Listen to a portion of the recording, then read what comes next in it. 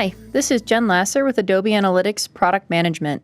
In this video, I'm going to give an overview of how to use panels to effectively organize your work and improve overall project performance in Analysis Workspace. Panels have long been available from the top icon in the far left rail. Panels are a collection of visualizations and are helpful for organizing your data by time period, business unit, or geography, as a few examples.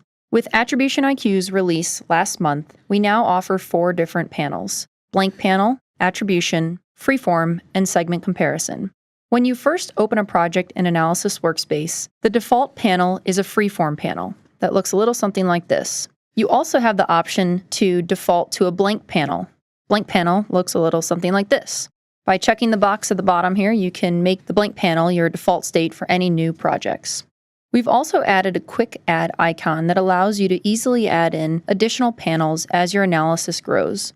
The quick add icon is down here at the bottom below your last panel, and if you click it, we'll add in more panels below.